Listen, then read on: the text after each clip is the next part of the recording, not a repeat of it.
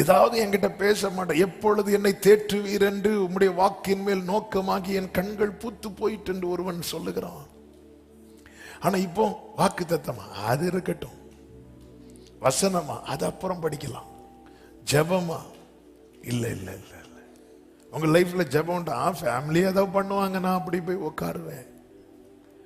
நீ தேவனை மறுதலித்ததினால் அவருக்கு உண்டான வலியை விட நீ மனம் சலித்து போகிறதுனால் அவருக்கு உண்டான வலி அதிகம் என்பதை இந்த மாலை வேளையிலே பரிசுத்த ஆவியானவர் பாரத்தோடு பேசிக் கொண்டிருக்கிறார். அதுதான் எபேசு சபைக்கு சொல்லும் போது சொல்லுகிறார், நீ ஆதியில் கொண்டிருந்த அன்பை விட்டாய் என்று உன் பேரில் எனக்கு ஒரு குறை உண்டு. ஆண்டவர் வேற குறையே இல்லையா, எனக்கு வேற எதுவுமே ரொம்ப பெருசா தெரியலப்பா, ஆனா இது எனக்கு பெருசா தெரியுது. நீ ஆதியில எப்படி இருந்த என்கிட்ட, நீ வாழ்க்கைப்பட்ட போது உனக்கு இருந்த நேசத்தையும் உன் இளவயதின் பக்தியையும். எரேமியா 2:2 தானே, எரேமியா 2:2 வாசியுங்கள். எரேமியா 2வது அதிகாரம் அதனுடைய 2வது வசனம். நீ போய், நானே வாசிக்கிறேன், எருசலேமின் செவிகள் கேட்கும்படி கூப்பிட்டு சொல்ல வேண்டியது என்னவென்றால், விதைக்கப்படாத தேசமாகிய வனாந்திரத்திலே நீ என்னை பின்பற்றி வந்த உன் இளவயதின் பக்தியையும் நீ வாழ்க்கைப்பட்ட போது, அதாவது உன்னை நான் மீட்டெடுத்தேனே, அப்போ உனக்கு இருந்த நேசம் அதை நான் நினைத்திருக்கிறேன் என்று கர்த்தர் சொல்லுகிறார். ஹல்லேலூயா. அன்னைக்கு அப்படி என்ன நேசித்த, அன்னைக்கு நீதான் நான் அப்படித்தானே இருந்த, என் மேல அவ்வளவு நீ பாசமா இருந்தாயே, என் உயிரான இயேசுன்னு பாடினாயே, என் உயிரோடு கலந்தீர் என்று பாடினாயே, என் உயிரிலும் மேலானவரே என்று சொன்னாயே, அதிகாலையில் என்னை தேடினாயே, மாலையிலும் இரவிலும் உன் கை தளராமல் விரிக்கப்பட்டிருந்ததே, அந்தி சந்தி மத்தியான வேளைகளில் தியானம் பண்ணி முறையிட்டாயே, ஒரு நாளில் என்னுடைய வார்த்தைகள் நிமித்தம் 7 தரம் துதித்தாயே, உற்சாக பலியிட்டாயே, கர்த்தருடைய ஆலயத்துக்கு போவோம் வாருங்கள் என்று சொன்ன போது மகிழ்ச்சியாயிருந்தாயே. இதெல்லாம் நான் நினைச்சு பார்க்கிறேன், இதெல்லாம் நான் நினைச்சு பார்க்கிறேன். ஆனால் இப்பொழுதோ யாக்கோபே, நீ என்னை நோக்கி கூப்பிடவில்லை, நீ என்னை குறித்து மனம் சலித்து போனாய். யாக்கோபே, உன் வாழ்க்கையில யாராலெல்லாம் நீ கஷ்டப்பட்டன்னு பாரு, யாராலெல்லாம் கஷ்டப்பட்ட. ஆமென். உன்னை சூழ்ந்திருக்கிற உறவுகளால் நீ கஷ்டப்பட்ட. உங்க அம்மா உனக்கு ஒரு நன்மை செய்யணும்னு நினைச்ச காரியம் உனக்கு தீமையா மாறிட்டு, அதுக்கப்புறம் உங்க அப்பாவுக்கு முன்னாடி நிக்க முடியல. உங்க அண்ணனும் உன்னை எப்போ கொல்லுவேன் என்று இருக்கிறான். நீ 20 வருஷம் மாமனாருக்கு உழைத்த, அவருடைய முகமும் மாறிட்டு, அந்த மாமனாருடைய பசங்க சொல்லிட்டாங்க, எங்க அப்பாவால தான் இவன் வாழ்ந்துட்டு இருக்கிறான்னு சொல்லி உன்னை காயப்படுத்தினாங்க. நீ மிகவும் நேசித்த ராகேல் உன் சட்டையை பிடிச்சிட்டா, எனக்கு பிள்ளைய கொடும் அப்படின்னு சொல்லிட்டு. நீயே பாரு, யாரால நீ கஷ்டப்பட்ட. ஆனால் ஒவ்வொருவரால நீ கஷ்டப்படும் போது நீ யாரை கஷ்டப்படுத்தின தெரியுமா? என்னதானே யாக்கோபே, உன் தகப்பனால் உனக்கு ஒரு காயம் வரும்போது அந்த காயத்தை நீ அப்படியே என்ன காயப்படுத்தும்படி செயல்படுகிறாய், என்ன நோக்கி கூப்பிடவில்லை. உன் தாயால், உன் அண்ணனால், உன் மாமனாரால், உன் மனைவியால், உன் பிள்ளைகளால் உனக்கு வேதனை வரும்போது அதை எல்லாமே என்னை காயப்படுத்துவது போன்ற செயலாய் மாறிவிட்டதே. ஆனாலும் யாக்கோபே, நீ என்னை நோக்கி கூப்பிடவில்லை, நீ என்னை குறித்து மனம் சலித்து போனாய். அதனால உன்னால இப்ப ஜெபிக்க முடியவில்லை, கேட்க முடியவில்லை, கர்த்தரை நோக்கி கூப்பிட முடியவில்லை. ஆமென். யார் மேலோ இருக்கிற கசப்பு நிமித்தம் தேவனை விட்டு விலகுகிற கூட்டமே, தேவனை தேடாத கூட்டமே, ஆண்டவரும் வேண்டாம், ஆலயமும் வேண்டாம், பைபிளும் வேண்டாம், ஜெபமும் வேண்டாம் என்று ஒதுக்கி வைத்து விட்டு இதை கேட்டுக்கொண்டிருக்கிற உள்ளமே, கர்த்தர் உன்னோடு தான் பேசி கொண்டிருக்கிறாய். நீ இன்னும் தேவனை விசனப்படுத்த போகிறாயோ? நீ மறுதலித்த போது அவருக்கு உண்டான வேதனை விட நீ மனம் சலித்து பின்வாங்குகிறது நிமித்தம் அவருக்கு உண்டான வேதனை அதிகம் என்று ஆவியானவர் இந்த ராத்திரி வேளையிலே திருவுளம் பற்றுகிறார். யோசபாத்தை குறித்து வேதம் சொல்லுகிறது. 2 நாளாகமம் 17வது அதிகாரம், 2 நாளாகமம் 17வது அதிகாரம் அதனுடைய 6வது வசனத்திலே யோசபாத்தை குறித்து வேதம் இப்படி சொல்லுகிறது. கர்த்தருடைய வழிகளில் அவன் இருதயம் உற்சாகம் கொண்டது. கைகளை உயர்த்தி ஹல்லேலூயா. நம்முடைய ஒவ்வொருவருடைய இருதயமும் ஆமென். யாரால மனிதர்களால் சோர்ந்து போகலாம், துவண்டு போகலாம், குழம்பலாம், வருத்தப்படலாம், வேதனைப்படலாம். ஆனா இந்த காரியத்தில் இருக்கிற உற்சாகம் மட்டும் குறையவே கூடாது. கர்த்தருடைய வழிகளில் அவன் இருதயம் உற்சாகம் கொண்டது. அதான் பாடுவோமே ஹல்லேலூயா. இன்னும் துதிப்பேன், இன்னும் போற்றுவேன், இன்னும் உம்மை ஆமென். இன்னும் துதிப்பேன்,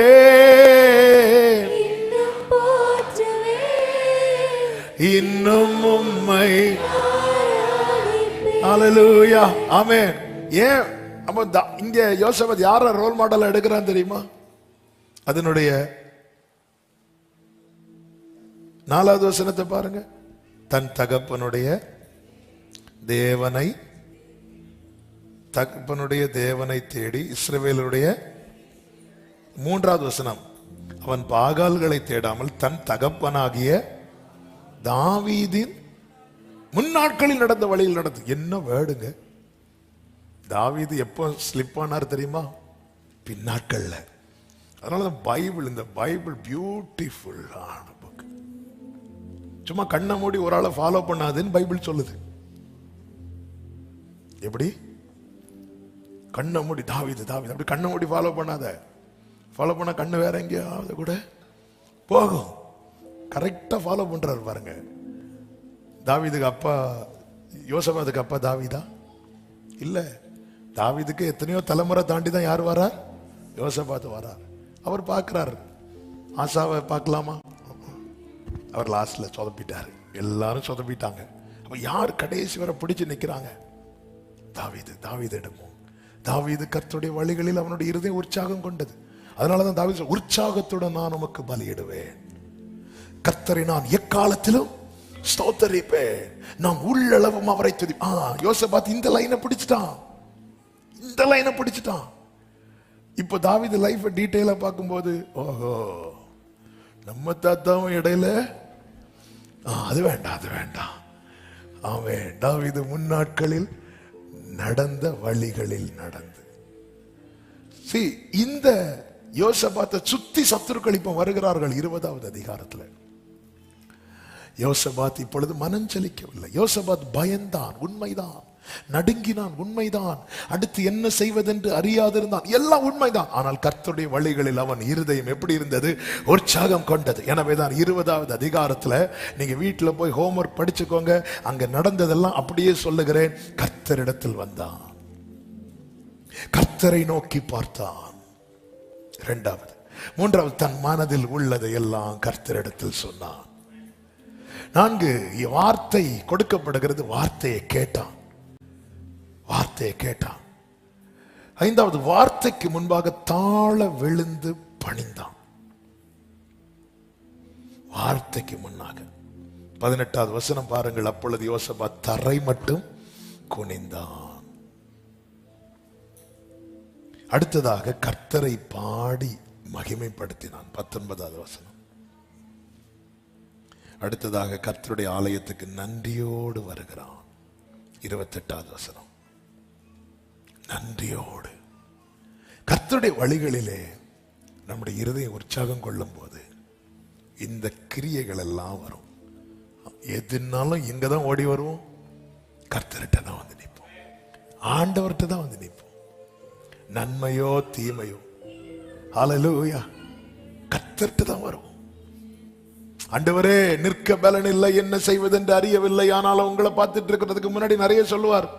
ஆண்டவரே வாக்குத்தத்தம் என்றென்றைக்கும் தானே கொடுத்தீங்க, அப்படித்தானே கொடுத்தீங்க, அவன் நீங்க இப்படியெல்லாம் செய்வீங்கன்னு எங்கள் பிதாக்கள் சொல்ல நாங்க கேட்டிருக்கிறோமே. அதாவது மனசுல உள்ளதெல்லாம் சொல்றார்.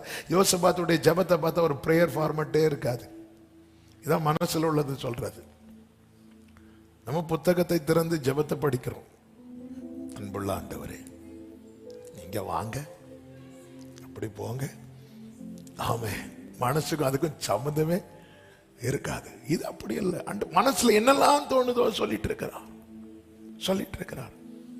சொல்லிட்டு முகத்தை திருப்பல, எங்கள் கண்கள் உண்மையே அப்படி பார்த்துட்டே இருக்கிறோம். இதுதான் கர்த்தருடைய காரியத்தில். உடனே கர்த்தர் அகாசியல் மேல ஆவியானவர் இறங்குறார். இறங்கி சொல்றாரு, இந்த யுத்தம் உங்களுடையதல்ல, யுத்தம் கர்த்தருடையது. இந்த வார்த்தை வந்ததும் அகாசியல் ஜூனியர், அகாசியலோட சீனியர்ஸ் இருக்கிறாங்க. இப்ப ராஜா கிட்ட சீனியர் பாஸ்டர் தானே பேசணும், ஜூனியர் பேசினார். அதெல்லாம் பார்க்கல. வார்த்தைக்கு முன்னா காரணம் அவருடைய இருதயம் அவர் வழிகளில் உற்சாகம் கொண்டது. நம்முடைய இருதயம் அவர் வழிகளில் உற்சாகம் கொள்ளாமல் நாம் மனஞ்சலித்து போனால் ஏசாயாவே வந்து பேசினாலும் கேட்க மாட்டோம். ஆமென். ஏசாயாவே வந்து பேசினாலும், யாரு? ஏசாயா வந்து இருக்கிற ஏசாயா போ மோசையை கூட்டிட்டு வாம்போம், நம்ம கேட்க மாட்டோம். ஆனால் நம்முடைய இருதயம் அவர் வழியில் உற்சாகம் கொண்டா, ஒரு சிறுவன் சாமுவேல் வந்து சொன்னா கூட நாம் ஆமேன் என்று சொல்லி அர்ப்பணிப்போம். இதுதான் உண்மை. அவருடைய காரியங்களிலே சிலர்லாம் பார்க்கும்போது, வசனம் பேசும்போது ஆளை வச்சுதான் பார்ப்பாங்க, யார் பேசுறாங்க. இவங்க மூலமா சொல்லப்பட்ட வார்த்தை என்ன? கர்த்தர் எனக்கு கொடுத்த வார்த்தைகள் நிறைவேறும், கர்த்தரால் எனக்கு சொல்லப்பட்டது நிறைவேறும். சத்தம் ஆமேன்னு சொல்லுங்க பார்க்கலாம். மனம் செலுத்து போகாதிருங்கள். குறித்த காலத்துக்கு என்று தரிசனம் வைக்கப்பட்டிருக்கிறது. முடிவிலே அது விளங்கும். அது பொய் சொல்லாது. நீ தாமதித்தாலும் அதற்கு காத்திரு, அது நிச்சயமாய் நிறைவேறும். அது தாமதிப்பது இல்லை. ஆண்டவர்கிட்ட நம்மை தாழ்த்தி அர்ப்பணிக்கலாமா? முடிந்தால் முழங்கார் படியிட்டு, ஆண்டவரே, உம்முடைய காரியங்கள்ல நம் மலஞ்சலித்து மட்டும் போயிடக்கூடாதப்பா. உம்மை தேடுகிறதுல, உம்மை நோக்கி கூப்பிடுகிறதுல நான் மனஞ்சலித்து போகாதபடிக்கு தகப்பனே கிருபை தாரும் ஆண்டவரே. இன்னும் துதிப்பே, இன்னும் போற்றுவேன், இன்னும் உம்மை ஆமென், இன்னும்